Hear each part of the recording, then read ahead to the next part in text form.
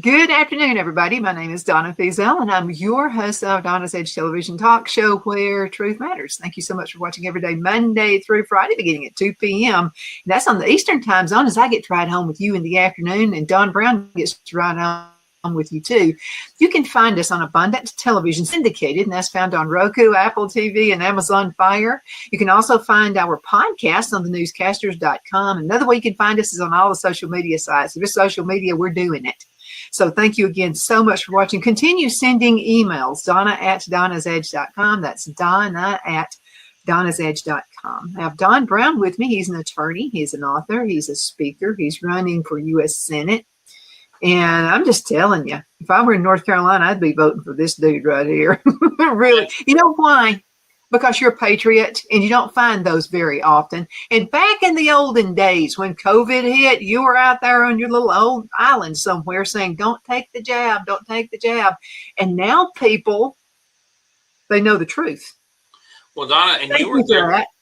Yeah, and you were there with me, Donna. There were just a very few of us patriots who were cautioning people against the mask, which there was no scientific efficacy at all to the mask. All you had to do is read in the medical journals. Yeah. These masks don't stop viral penetration. All it does is cause you to suffocate and breathe your own germs back in. And the jab itself, which was always under an emergency use authorization. There was no, they can say, despite all the big pharma propaganda, it was very dangerous and very reckless to be pushing that thing as fast as it got pushed. And as you know, I was involved in some major litigation, as it turned out, against the jab and Biden's unconstitutional jab mandates. And people have been injured and hurt and killed. And like we were saying off air, just look at Megyn Kelly, for example. She's one prominent American who was buying into the take the jab garbage. You see that people like sheeple. Just one person says it, the other person says they follow it. They said it on CNN. They said it on TV. The head of the RNC in North Carolina said it. Whoever said it must be so. And people just hold their heads because people on TV say it and haven't been thinking critically. And people are dropping dead. People are injured. There's a huge spike in myocarditis. I even saw a report on CBS News confirming the huge spike in myocarditis related apparently to these jabs. And so I'm very, very grateful that you and I were on board together fighting this as a matter of principle and as a principle for preserving freedom. And I hope that the next time the government aligned with the pharmaceutical complex or whoever else they're aligned to tries to use widespread fear to manipulate people, that we'll know better. Well, I think so. But I have to tell you something that really gripes me more than anything. You have an opponent who was for it originally. I've seen it. And now he's acting like he was just against it from day one. Please. Well, I'm assuming you're talking about Mike Whatley, the former RNC chair, who was the chair of the North Carolina Republican Party. And it's true, Michael stood in front of party headquarters and pushed a jab and said it was not a matter of politics, but a matter of science. Well, let me tell you something, Michael. It was never a matter of science. None of the COVID BS and garbage that they shoved down our throats was a matter of science. It was a matter of totalitarianism and huge, insane profits for these big pharma companies. That's what it was a matter of. And, President Eisenhower, as I've mentioned to you before, who I consider to be the greatest general in American history, aside from George Washington himself, warned over and over again in this closing address to the nation on the day before President Kennedy was sworn in about the military-industrial complex. Here you have a great general who's been inside of the military and seen the war production capability, warning over and over again about the military-industrial complex. Well, today we have not only that, continuing to push wars in Ukraine, et cetera, but we've got a thing called the governmental pharmaceutical complex, where these big pharma companies like Pfizer and Johnson & Johnson and, whoever it might be, are given immunity by the federal government, even if their jab kills somebody or paralyzes them. which is not fair because we have a thing in the 14th Amendment called the Equal Protection Clause, and it's applied to the 5th Amendment. The Equal Protection Clause is, and a due process clause there, which means that we all should be given equal protection laws. We have companies here in North Carolina. Lowe's is a big North Carolina corporation. Nucor Steel is a big North Carolina corporation. We have wonderful small North Carolina corporations. Hardee's started in North Carolina. There's Parker's Barbecue, my favorite barbecue place down in Wilson. I love Bill's when they were in business also. But I'm telling you, none of those North Carolina corporations get protection by the federal government. My law firm doesn't get protection from the federal government. You're in South Carolina, you don't get protection from the federal government. No. Why should these big vax manufacturers have an advantage where they get absolute protection from being sued, which lets them be roughshod with their safety standards and push stuff out? And you can scare the heck out of people. You can make them think they want a jab, and then you can get paid for the jab. And you saw what happened. Ivermectin was demonized and lampooned by the federal government and by Big Pharma and by the FDA. Ivermectin was called by the NIH the third wonder drug of the world behind aspirin and penicillin just a few years before COVID. And the countries in Africa that could not afford these expensive, dangerous jabs had the lowest death rate in the world from ivermectin and from hydroxychloroquine. And so, I appreciate you bringing that up, but I don't think, it's like Santayana said, and Churchill repeated this: those who are ignorant of history are doomed to repeat it. We can't forget. We can't let them forget either. And we've got to keep reminding ourselves of what they tried. This is one of the biggest totalitarian takeovers we've seen in this country, in many, many years. The Democrats have been responsible for a bunch of them.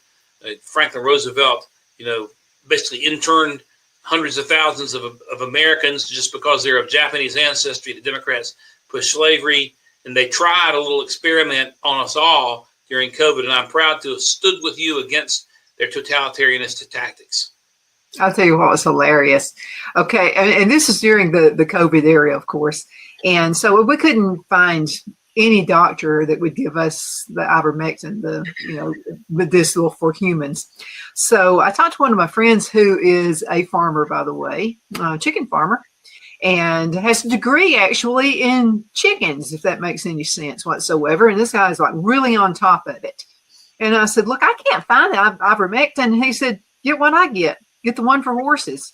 Right. And I said, I can get the one for horses. And he said, now remember, you're smaller than a horse. Right. So you'll only take a small amount of it. And I took it and I announced it on the air, and you're not going to believe the jokes. So the next show, I actually neighed like a horse. Yeah, it's funny. They try to call it horse medicine. Well, you know what? We give penicillin to horses. You give Advil to horses. I mean, a horse will eat anything. They'll eat carrots. That means carrots are just horse food. Is penicillin just horse medicine? But that's their way of trying to lampoon it, because they were trying. The government was paying huge bucks for these jabs, and still is, best I can tell. They're still pushing the garbage. Yeah, at least in some quarters. Although I saw that Bobby Kennedy had taken it off of the childhood vaccine mandated schedule, and more power to him for that. But the mRNA jabs need to be pulled off the market. Robert Malone, who was one of the inventors of the mRNA technology from the very beginning, came out against using the technology in jabs to begin with. People just ignore that, and just the big money and power agenda is off the charts. And we got to pray that these monopolies get busted up. Don, I'm getting a lot of emails from folks that pertain to you, and people are pretty intrigued about fair tax. And a lot of people have never heard of it, but I thought everybody had heard of fair tax. So give people a reason why we should have fair tax. Well, the first thing is, if we adopt a fair tax system, what that means is that the income tax and the Internal Revenue Service, as we know them, have been busted up and destroyed. Because part of the fair tax legislation that Governor Huckabee, former Governor Huckabee, now Ambassador Huckabee, had been pushing, and I'm not sure if he's still allowed to stay in that movement or not as the U.S. Ambassador to Israel, would be the abolition of the income tax system. And I think, first of all, it's important to understand just how evil and atrocious and despicable and demonic the income tax system has become. I say that the 16th Amendment, which was passed in 1913, which authorized the income tax, is the greatest constitutional mistake this country has ever made. And right after that, we passed the federal income tax system. And from that, if you think about it, Donna, that system, the founders never meant for you and I or any of your listeners or viewers to be forced to have interaction with the federal government. The federal government works for the states, and it's up to the state legislatures to have interaction, not individual citizens. When the IRS was passed, here come these 1040s. And if you don't fill out your 1040, they can prosecute you for willful failure to file. If you fill it out and you make a mistake, they can prosecute you for tax fraud. Even if you're right and they're wrong, they can still do it, and they've done it. And so we got to get rid of that system. So fair tax would do that. There will be zero income tax ever again. And essentially, what you would do is you would put a small sales tax on top of certain goods and services purchased for the first time. That sales tax would go into the national government. You and I would never have to fill out a 1040 again, never have to have an interaction with the national government again, and it'll be all over. And the beauty about it is that the tax would not apply to items resold. So therefore, let's say, you buy a gun at the gun show or whatever, or you buy a gun at the gun show, you turn around and resell it privately from me to you, no tax on the secondary sale. Or anything else, people who are in the flea market business or who may want, they purchase a car, want to resell it. There's no tax on the resale. And so it would apply to certain goods and services, but it would certainly eliminate the income tax system. If you think about, and I may have mentioned this to you when President Trump was talking to Joe Rogan in that famous interview in the fall of 2024, he talked about tariffs, for example, and said the McKinley administration was making so much money off tariffs, they had to figure out what to do with the money. Caroline Levitt just reported just last week that over $150 billion have been made on tariffs already in just the first 6 months of the administration. So what I would like to see, and I'm running on this, frankly, to eliminate the Internal Revenue Service, to bust it up, to end it, to repeal all individual and corporate tax, legislation and laws, and go first to tariffs. Mm-hmm. And then I would bring in a fair tax as a supplement if we absolutely needed it. I like to see zero tax. I like to see zero property tax. It's confiscation of property. But a fair tax is 1 billion% better than the income tax that this corrupt income tax system that's created all this ridiculous spending that Doge has uncovered, from transgender phone apps or funding Sesame Street in Saudi Arabia, or whatever the ridiculous expenditure may be. And that's been created by the income tax system. It's got to go. Fair tax would end it once and for all. I'm for anything to end this atrocious income tax, both personal and corporate. Well, if nothing else, the stupid spending on everything, things that we don't even agree with. And let me mention this. This is APT. And of course, they've been defunded. And I'm kind of glad to see that. I'll have to say this. They had sent some information to me about trying out for a cooking program on APT. So I received the information. It was an application. But from reading that application, it looked to me as if I would just be someone there. Because they already have the plans. It's got the winner. They wanted the winner to be someone who was confused with their sex. You know what I mean? I could see the handwriting on the wall. So I just told Phil, I said, I'm not going to mess with it. It's ridiculous. I would just be someone there. That's all. I would have no chance at winning. Same thing with HGTV. I received something from them. Now, this was about 3 years ago, about a cooking show as well. Well, I could just tell from the application, I would not have a chance at it. I would just be a figurehead there. And I told Phil, I said, I don't have the time to waste for that. So see what I mean? Things like that are happening in the United States right now. We give someone like me, I can't see the point in even trying for it. I know what sex I am, and I'm not confused at all about my gender. I don't have a shot at it. Well, these foolish liberal left-wing ideologues continue to push woke and to push all this non-traditional garbage in our faces, whether it's gender confusion or transgist or transzet or, you just name it. You can't, every time they come up with something weird and you think they can't imagine anything more weird, here it comes. But I would just say, remember this, The American people don't want that trash. And the free market has shown that the American people don't want that trash. Go back and look at what happened to Target when they tried to put this trans junk in front of their stores. People were leaving Target in droves. They were losing money. They finally had to move it back to the back of the store and hid it somewhere. Now, if you go into Target, you can't find it if you're looking for it. Or with Budweiser. Remember, they hired that little crazy woman from up in New York who tried to have some kind of transgender beer thing. And Budweiser almost went out of business because of it. People don't want this trash. And they can try to force it down our throats all they want. But at the end of the day, the saying "go woke" or "go broke," there's a lot of truth to that. And there really is. Yeah, and the only difference now that from 5-7 years ago, and when it really started to explode so much, when Biden came in and had free reign. I'm not saying it wasn't there with Obama, because it was. Biden came in and had free reign to go with every kind of weird trans this and trans that and DEI BS, all they wanted to do. The difference now is that regular people like you and me are speaking out against it. You and I have always spoken out against it. But some people have been afraid to speak out against it because they'll be called a racist or a bigot or whatever the kind of crap accusation the left makes when you speak up against anything that is inherently immoral. More and more people are speaking out against it, and the environment for it has become tougher and tougher and tougher.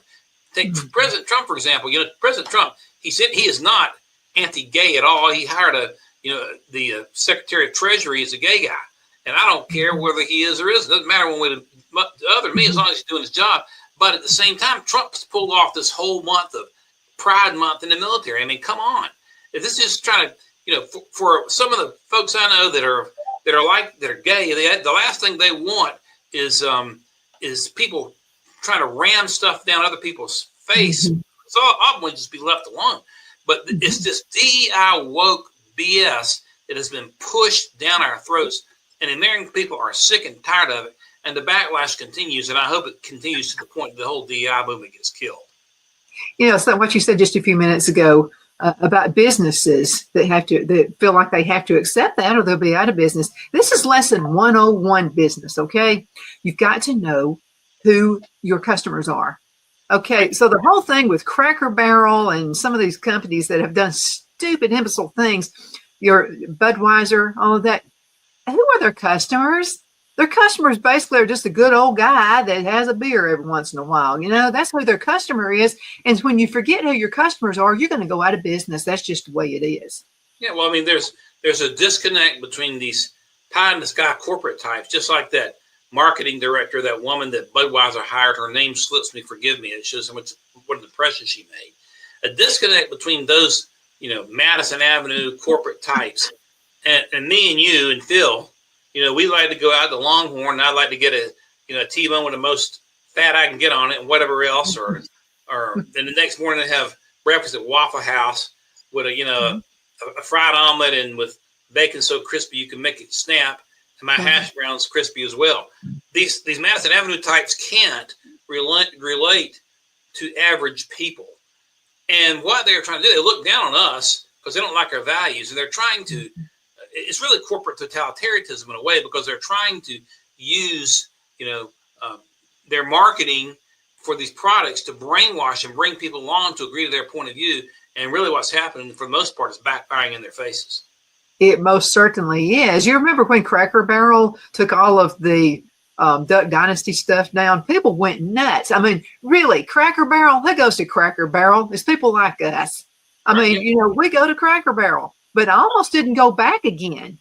I mean, when I took it, it was all because I like Duck Dynasty. I think they're awesome, and of course Phil died, but when they did that, I was just like, who is running that?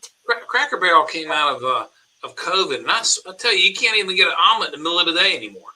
The options are extremely limited. And what they tried with that attack on Duck Dynasty certainly hurt a lot of their business. I know we talked about this on the previous shows, but I grew up as a Washington Redskins fan, and because in Eastern North Carolina, all we saw was the Redskins. And remember, George Allen and Sonny Jurgensen, Billy Kilmer, Chris Hamburger, all the way through to Joe Gibbs years and the 3 Super Bowls they won. And there was no Carolina Panthers. And so I was a Redskins fan, as were millions of others.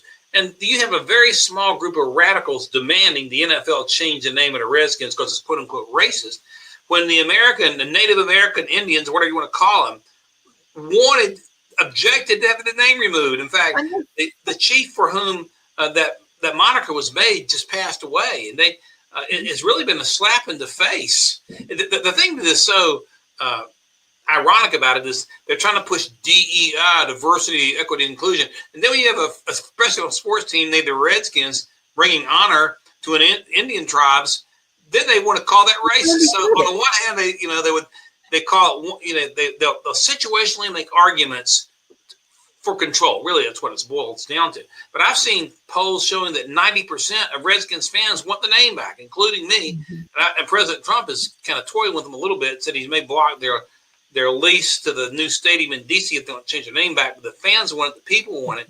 Nobody wants to buy woke. It's just another example of slap in the face. Or the Cleveland Indians, they forced them to change their name to the Guardians. Marquette used to be the Warriors. They changed their name.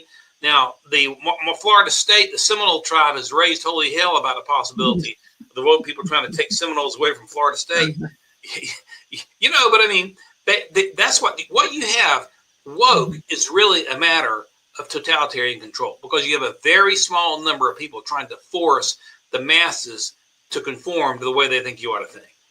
Well, for decades, we've all, folks like you and I, well, not necessarily you and me, but most folks are just, well, okay, whatever, just get out of my face, like that. But we're just all pretty fed up with it. When you see money being wasted and spent on nonsense like this, research for just stupid transgender stuff. And it's like I said a minute ago, just when you think they couldn't get any more outrageous in their foolishness, they get more and more and more and more outrageous. I'm aware of one situation during the Biden years where they, in an advanced paratrooper unit close to the front lines, they dropped a dude wearing pantyhose and high heels into a United States paratrooper unit. And when you get in people's face to that extent that it's so offensive and so obnoxious and stinks so much, people start speaking up. So they've gone way beyond the line. They could get away with a little bit as long as they didn't go too far across the line. They've gone so far across the line that people are sick and fed up of it and speaking up about it. I don't know if I ever told you about this, but when Phil and I were living in Charlotte, I had the show, but I also had a very upscale consignment shop. And it was like super nice around the Mountain Island area. All the wealthy folks there would bring their clothes in. Women would get mad at their husbands and buy a Louis Vuitton handbag and spend like $20,000 for it, and then bring it to my store and sell it. So anyway, but this man, and I knew it was for himself. So this man comes in. He was really tall. He kind of made me think of Ed Begley. He's kind of that tall guy, And so he comes into the store one day and said he wanted to buy makeup for his wife. And because I had a makeup line in there as well, and upscale. And so I said, well, I would really need to see her skin tones, to pick the right colors out for her. And he said, because I, you won't have to bring it back and blah, blah, blah. And he said, well, her skin tone is like mine. Well, you and I are pretty sharp and figured it out right with that answer. It's for you. It's not for a wife. Okay. So, and I said, oh, really? So now what color are her eyes? And he said, well, her eyes are not the same color of mine. And so he goes on and on and on. So at that point, I knew it was for him. Now, did I give him a sermon? No, I didn't. I thought, well, I'll go ahead and sell it to him. He's going to buy it somewhere. So I went on ahead and sold it to him. But he and I turned into, we were friends. We turned into friends a little bit later on. Now, did I believe in his lifestyle? No. And I let him know that I didn't. But he's a human being. And I said, because they start all this garbage about we're haters and all this. And that's just garbage. That's total nonsense. So then a black guy comes in, and it looked like Michelle Obama. I'm sorry. I still say that's a man. But anyway, so he comes in. He comes in the store, and he had on a halter top and shorts, and dressed up like a woman, trying to be one, makeup on the whole works. So a FedEx guy had delivery, and so he drops it off, looks at this guy, and just kind of did that, and then put the package, and then walked out and left. So he developed a friendship. And he said, you want to see a picture of me when I was a man? And I said, yeah, I'd like to see a picture of you as a man. So anyway, he lets me see a picture of him. And I said, whoa. I said, how many people told you you looked like Denzel Washington? He looked just like him. I mean, the facial features and everything. And he said, well, everybody used to tell me that all the time. And I said, dude, you need to be a man. I said, you good looking as a man. I don't know if he ever, decided. And he had 2 kids too, by the way. And so I said, well, do your kids have anything to do with you? And he said, one does and one doesn't. And I said, very handsome as a man. You need to be a man again. Uh-huh. Even total honesty. I mean, Well, you built a rapport with him. He said, oh, you think so? And I said, oh, much better than a woman. Well, Donna, that's because the two of you had built a friendship. And you could talk like that way. And he knew, I guess it's a he. It was a real he, right? A real he.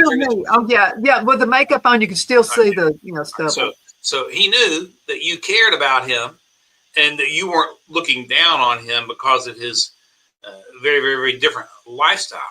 And so you can get away with that. But you're right. The left portrays us as being haters and intolerant and blah, blah, blah, blah, I mean, but of course, everything they say is a lie anyway. So you call it nonsense. It is nonsense. It's an absolute prevarication. And say that every time, I've been called a racist, believe it or not. I mean, people say you're a racist. Neither one of us are racist at all.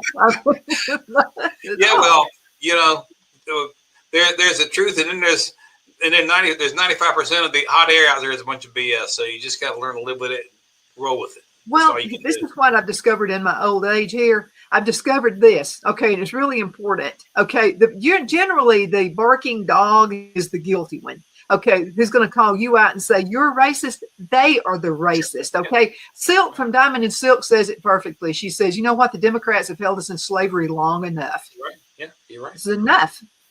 Absolutely. And it was the Democrats who started. I mean, you go back to Lyndon Johnson's comments when he was pushing the Great Society. You'll see what a racist the guy was and what his real intent was. That was to try to get Black Americans voting Democrat for the next 100 years, as he said. Of course, his language was vulgar and insulting. I just paraphrased in a sanitized way of what he really said. But Silk is absolutely correct about that.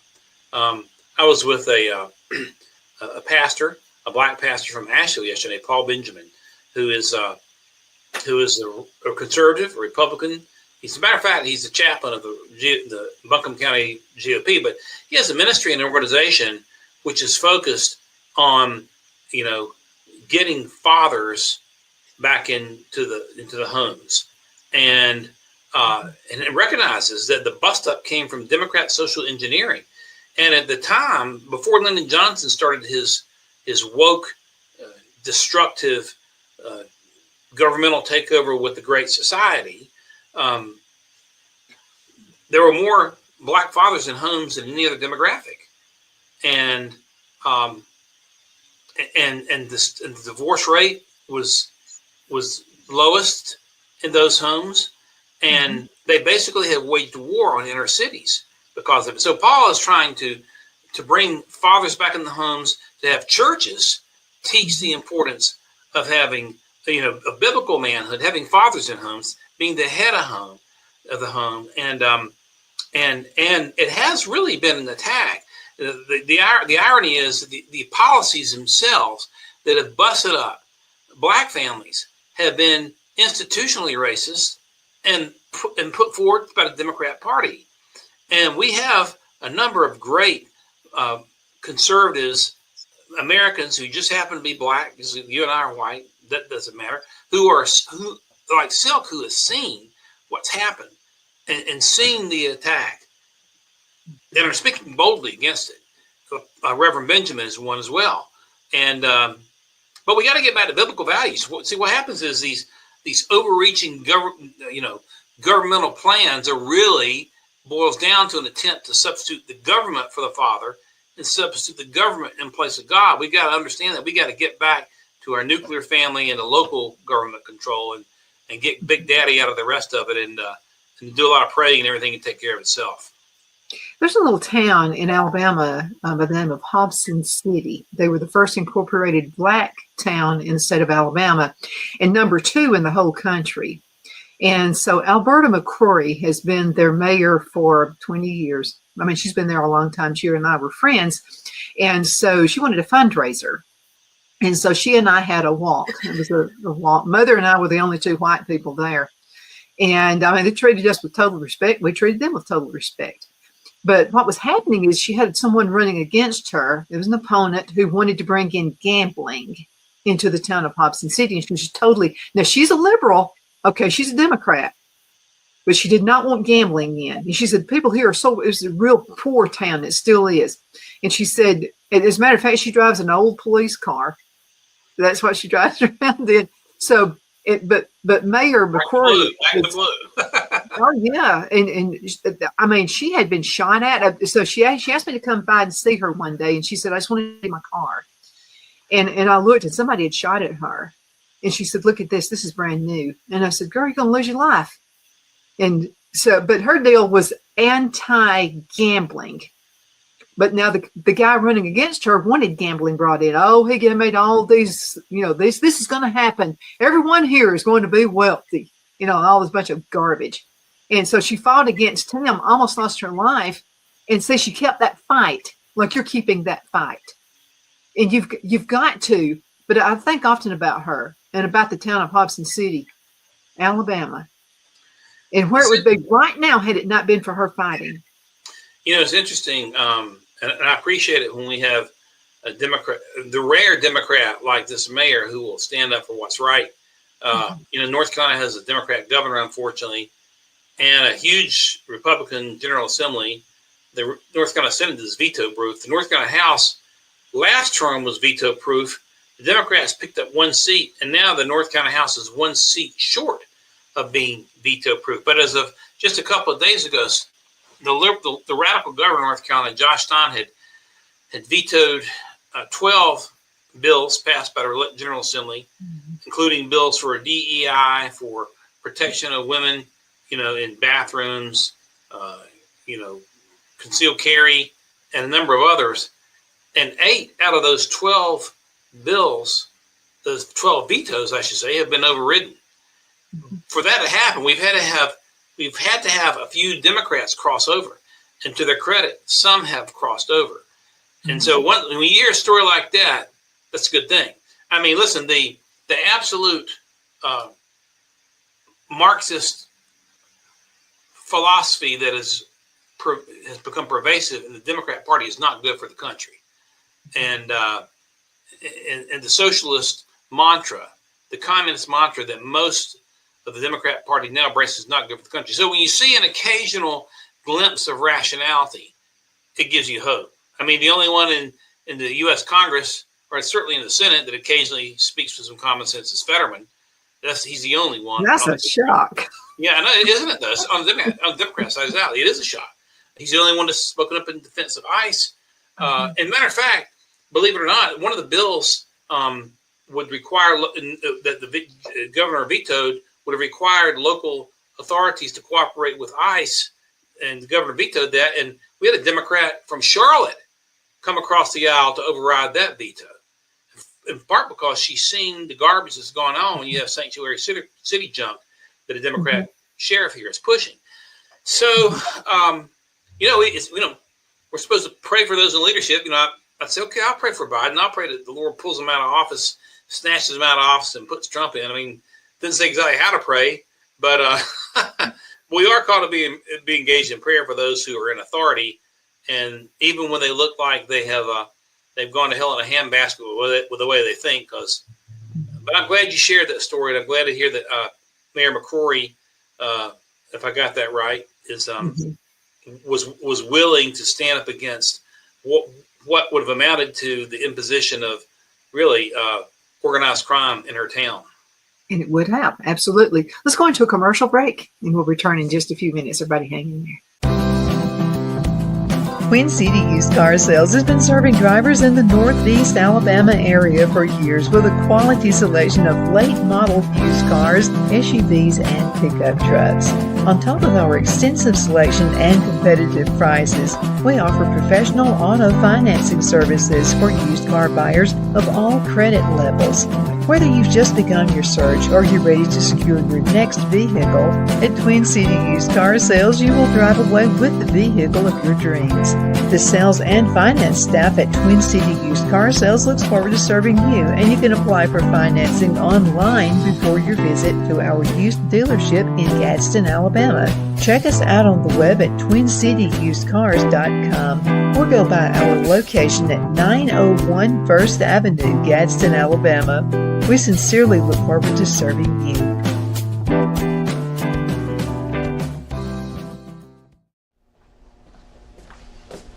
Are you ready? We all wonder what tomorrow will bring, but the future lays itself at the feet of the prepared and surrenders to the will of the persistent. It's not easy, but today shapes you so you can shape tomorrow. With Northeast Alabama Community College, when the future asks if you're ready, you can answer yes. Begin your future at Northeast Alabama Community College. Good afternoon. We are back. My name is Donna, and I am your host of Donna's Edge television talk show where truth matters. We're Fox News affiliates. You can also find us on television, syndicated on Abundance Television. This is found on Roku, Apple TV, and Amazon Fire. And some things are working right here in South Carolina. I can't tell you yet. I want to, but some really wonderful things are happening right here. I love the state of South Carolina, by the way. You guys got it going on. And I'm telling you, a lot of patriots living right here in this area as well. So you know what? We've lost, you've lost some of your folks in North Carolina. They're coming down here. You want to know why? Because we're not for the liberal taxes, you know. And I know that you're needed in North Carolina. And I love my shows with you. It's like two friends getting together, sitting in the den, you know, sharing some coffee and talking about old times and good times and the great times that can happen if we vote the right way. It's got to be. And you got to get out there and vote. Absolutely. You know, I also love the great state of South Carolina. I was stationed in Charleston in the Navy. I'm a member of the South Carolina Bar. Of course, being in Union County and Mecklenburg County, we're right on the line. Mm-hmm. And I remember back during the days of COVID, when you cross the line into either Lancaster County or into York County, it was like all of a sudden you could breathe the air of freedom, because Henry McMaster was a lot more, you know, freedom loving with these, all this mass stuff than the Democrat governor, Roy Cooper, the very radical, most radical governor in North Carolina history up to this point.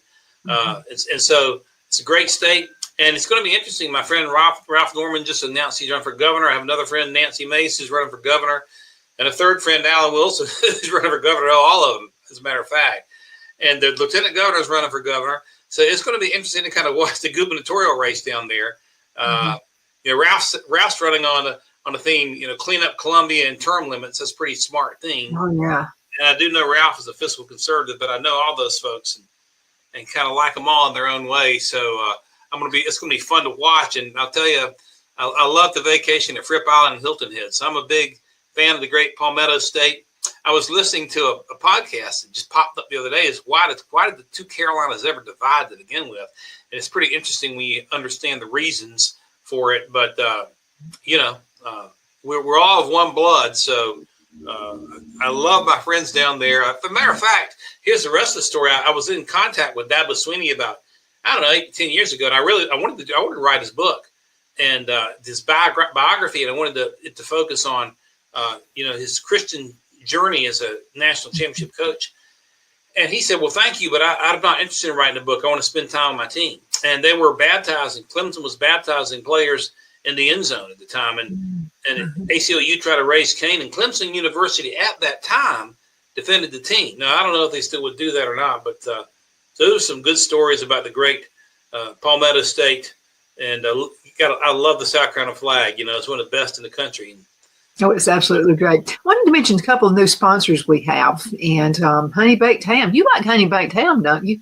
I like Honey Baked Ham better than any ham I like. Put it that way. Yeah. Well, that's one of our new sponsors. here, and we appreciate them being with us here on the show, and also Patriot Supply. And this is where you can get some food and put it back, just in case something happens to the grid or something like that. So I wanted to thank those two and our existing sponsors as well. Everybody in Alabama stayed with us, so we appreciate that as well. If you want to buy a used car, you'd want to do this when we have like fair tax, okay? Because then you wouldn't have to pay tax on a used car. So go check out Bobby Ledbetter with Twin City Used Car Sales. And he's worth a drive from anywhere. I promise you he is. He's a good guy, good in the community. Fed a lot of folks during the COVID years. And just an all-around good guy. I'm there once a month. Every third Monday, I go down there and check on Bobby and some of my sponsors down there, make sure everybody's okay, and they are.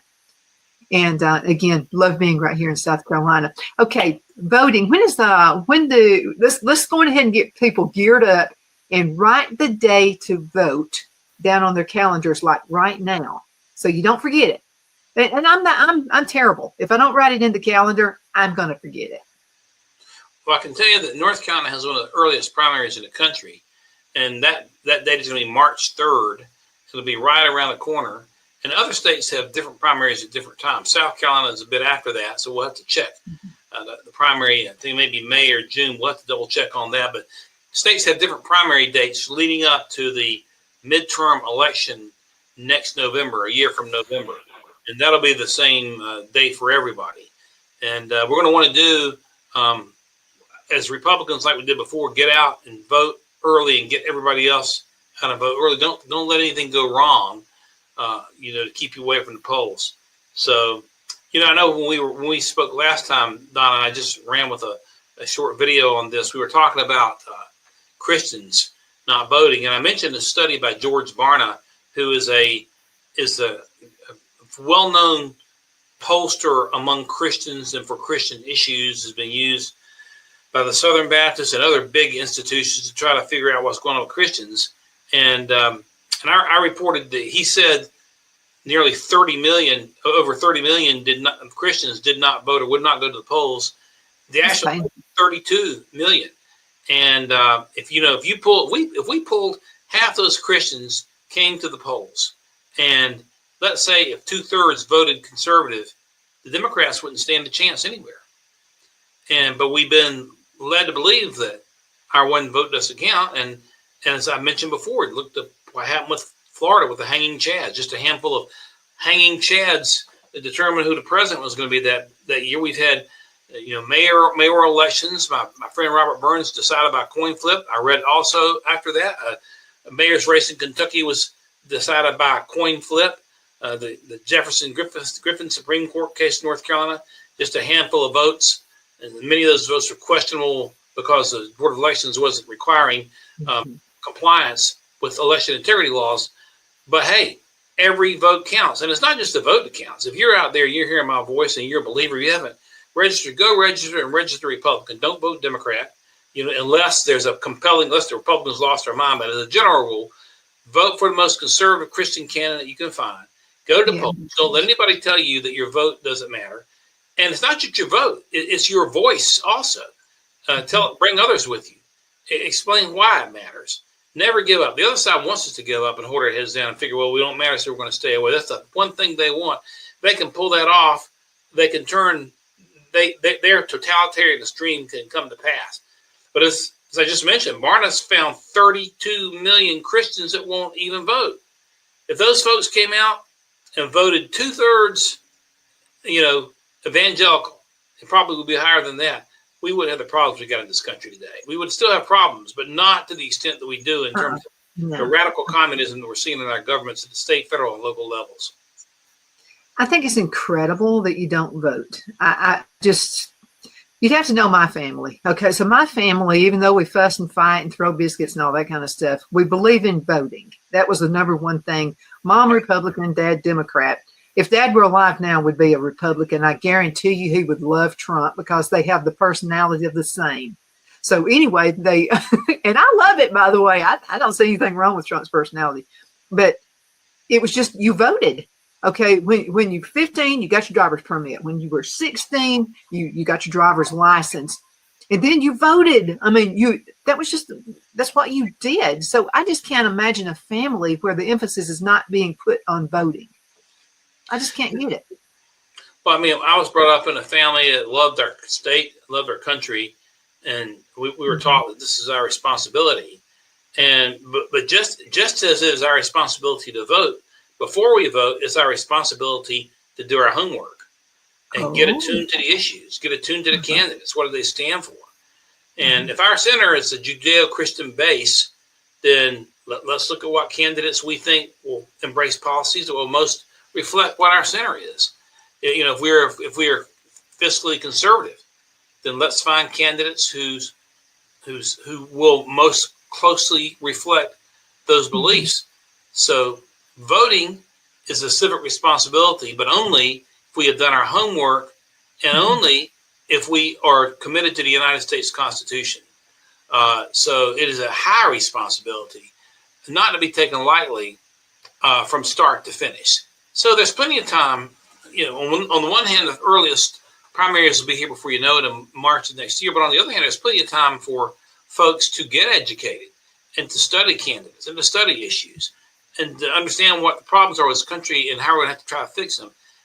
In other words, there's enough time for our votes to be educated in the next election cycle. And I encourage everybody, myself included, we've all got to educate ourselves at all times to be ready when that time comes. I've got a question for you. So let's just pretend you know nothing about politics. You've never voted a day in your entire life, but you're a business owner.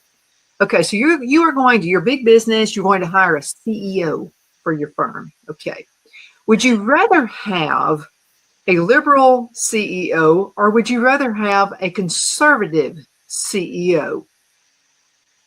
Well, I mean, the liberal CEO I know is going to come with a lot of garbage that he's going to try to push onto my employees and onto my customers. Probably woke, probably sensitivity training. Nothing, there's anything wrong with that necessarily, but all kinds of stuff that is going to cut against the bottom line of productivity and profit. I saw again a video that Pete Hegseth and President Trump had done back in May. Woke is now gone in the military. No more worshiping climate change. And so if you hire a liberal CEO, you're going to be worshiping climate change, worshiping DEI. You're going to be sidetracked with a lot of garbage stuff that goes against the common line. So knowing just what I know from the hypothetical you give me, I'm going with a conservative guy because most conservatives are bottom line. I'm a bottom line type of guy, not a hypothetical pie in the sky type of guy where, reality doesn't meet with whatever I'm thinking about in the cirrus clouds. So I'm going to go with a conservative CEO every day of the week and twice on Sunday, if I have that opportunity. Plain common sense, isn't it? Because what's going to happen is you go with the liberal dude, or woman, what they're going to do is waste all of your money on stupid DEI projects. It's going to be totally unnecessary. But the conservative one is going to save you money. They're going to think of, how can it, and they're going to treat it like it's their business, like they own it. So, I mean, that's the whole thing. And you're a conservative. So I don't understand people who would vote for a liberal on anything, not even for dog catcher. I don't get it. Why would you? It doesn't make sense to me. Right. Well, you're asking logical questions that have no logical. There's no logical answer to a logical question. I mean, why would you do that? Why would you, if you're the new marketing director of Budweiser and you made millions and millions and millions on a proven formula to a proven market, why do you ride the boat with some kind of transgender Budweiser ad? Why would you do that? No, because you're pushing an agenda. The answer to the question, Donna, is they're pushing a woke socialist agenda that has, and they're more concerned about that than they are about profits. Just like in the military, when Biden and Obama and then Biden took control of the military, they're pushing DEI junk in the military over warfighting capability. I mean, when Lloyd Austin stands down the military for 60 days as soon as Biden, takes the White House, stands them down and go look for white nationalists to do sensitivity training, he's putting that junk above warfighting readiness. What have we been attacked in the middle of that stupid stand down? So the answer to your question is, but you would think that the CEO's objective would be to save money and make money, and keep employees happy within that framework. That's what you think the objective. You wouldn't, because that's the logical goal of what your objective should be. The idea I'm going to go out and waste money on DEI or have 1 month of, whatever month it is, celebrating this or encouraging all kinds of junk or spending money on, they've even had these daggone drag queen shows in the military. Those things are what the liberals are pushing, which is not logically consistent with what you would think the goal of a business would be. That's the best answer to the question. You have to understand they're pushing something that has nothing to do with what the goal of business should be, and that's to make money. Well, when you vote for someone, you should also vote for a conservative. You want somebody else wasting more of your heart? Because I pay a lot in taxes. Okay, that means you're successful. That means that your business is doing well. I don't want it wasted on nonsense. Right. All right. Precisely. That's what you get when you vote for a liberal. That's exactly what you get. Yeah, I mean, there's no other way to look at it. Okay, so, and I'm praying to God that you get this, and I think you will. What would be the number one? What's the first thing you're going to do once you're in office? Well, first thing I'm going to do is probably introduce a bill in the U.S. Senate to abolish the Internal Revenue Service. Probably the first thing I do. Followed by a bill to abolish the federal income tax. Followed by what I call a bill which would create a Deep State Reduction Act, requiring 2/3 reduction in non-military federal employees and a 2/3 reduction in all federal agencies. Then I'm going to introduce a bill called what I call a National Vax and Mass Protection Act, so that no one is ever forced to take any experimental jab in their body or take anything in their body, whether it's an experimental jab or like a microchip that will let you buy and sell. I'll introduce that legislation and fight for it. And then I'll introduce a bill which I call a Judicial Separation of Powers Act, which will clip the wings of these out of control federal judges, ensuring they have zero authority over anything having to do with the United States military and with immigration. So there's going to be a slew of the bills I'm going to introduce, and I'll begin to advocate for, understanding it's going to be a hard fight. But I'll introduce the bills and I'll advocate with all my heart, soul, and mind for these principles which need to be adopted for us to save this country. So those are the things that I'm going to do within the first week. In fact, those bills will be ready to go before I'm sworn in. So we'll hit the road from there. That's awesome. So I want to ask you another question, because we got a lot of emails pertaining to you, by the way, and this is about tech jobs. And I saw this report about 3 weeks ago. I think it was on Fox News, and they were talking about the jobs that are coming out and artificial intelligence jobs, and there's a lot of them. But here's our issue. Okay, we don't have enough people for these high-paying jobs. Can something be put together? And I know North Carolina is, and South Carolina as well, would welcome more training. I mean, what do we need to do? Because I would rather have the folks in our country doing these jobs rather than transferring people in from other countries. Let's make America great again. That would be another good way. The problem of not enough skilled workers for some of these things, and the question goes right to the heart of two issues. One is, how are we constructing the educational system itself? And again, education is not in the U.S. Constitution. The Congress must eliminate the Department of Education, which it still hasn't done. 6 months into the Trump presidency, Trump's gutted it, but when is the Congress going to gut it? We have a weak Congress. But to answer the question, state and local governments, at the urging of we the people, are going to have to rethink the way we're doing things. We don't need, comparative literature major at UNC Chapel Hill is nice. French art history is nice. But in our schools, in the high school level, the community college level, and at universities like South Carolina, UNC, Clemson, and others, we are going to have to restructure our curriculum to get rid of a lot of these liberal arts courses and to replace them with technical, AI, computer, and engineering jobs. And even though I'm a member of the North and South Carolina Bar, as far as I'm concerned, we shut down a bunch of law schools too. We've got to reorient the way we are thinking from an educational standpoint. You and I have talked about Common Core before. Every one of these top-down mandates from the federal government through the ESEA Title I, II, and III under Lyndon Johnson to George Bush's No Child Left Behind to Common Core have been federal mandated disasters. But we got to rethink how we're doing education. We have to encourage community colleges that have technical, computer, and AI skills being taught. The money that's being allocated for a lot of liberal arts and liberal stuff, there's all kinds of garbage in these curriculum that are pushing left. Basket weaving. Yeah. Well, yeah, and even worse than that, basket weaving is. I guess you can make a living of that theoretically, but I'm talking about stuff like the need for diversity within the law system, all kinds of garbage they're teaching. Mm-hmm. That's got to go.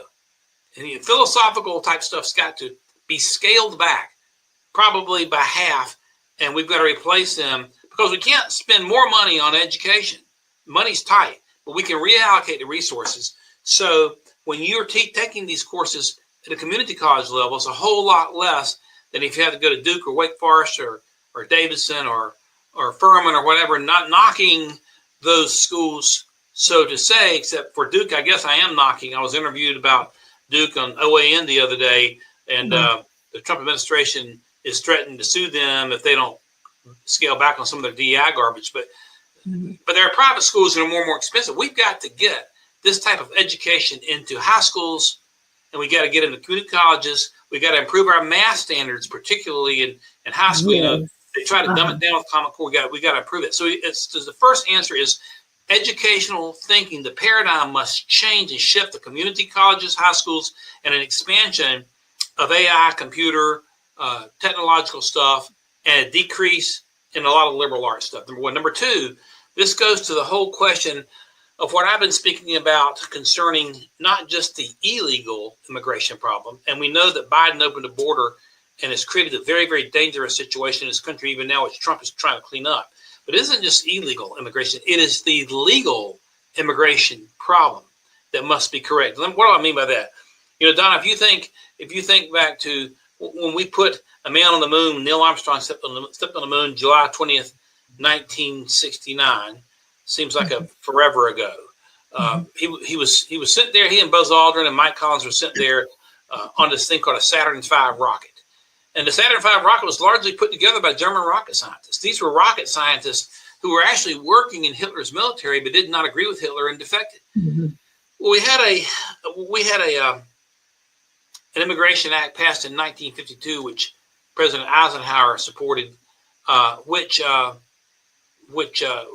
was focused on bringing people into the United States who had certain skills that would help the country, and above all else, the Democrats said that bill was racist, of course, because most of the immigrants were European.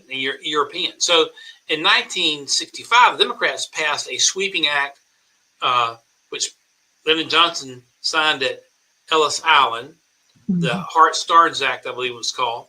And that act, it did two things. Number one, it decreased the level of European immigrants by 50,000 and increased the level of African and Asian immigrants by 50,000. In other words, it gave a 50,000 quota advantage to non-Europeans. And by doing that, here's what it did. It opened the door, first off, to Sharia law coming into this country, because you did not have Sharia law in Europe at the time. You got it in the Middle East. So it opened the door for the floodgates for Sharia, which is a dangerous thing, which is a philosophy that is at war with the U.S. Constitution. The second thing this 1965 Act did is it introduced for the first time the notice of block migration or chain migration or chain immigration. So let's say I let somebody in the country because you got 1 minute. 1 minute. I let somebody in the country because they're a certain engineer, but they got their mom or their granddaddy, their grandmom, and their first cousin. These people I don't know. They can bring them in through block immigration. It's a huge mistake. Mm-hmm. So we got to fix the immigration problem, and we've got to fix our educational, philosophy in order to address the situation that was originally asked about, not having enough high-tech American employees to do these jobs. Bet. I know my dad was it was a tech job. He had welding and things like that. Of course, he never stayed in that position because he kept moving up in the companies he was with. He was with the Mueller Company, you know, that's and also the Wagner Company. And so he was with them forever. And I'll just have to say this. We weren't millionaires, but I'll have to say this. I always wore really nice clothes and we always had meat at every meal. So, I mean, you know, they're good jobs. So anyway, we'll be seeing you guys a little bit later and hang around, Don. We've got to get you up for the next time around. Okay. You got it. Bye-bye, everybody. Thanks, Donna.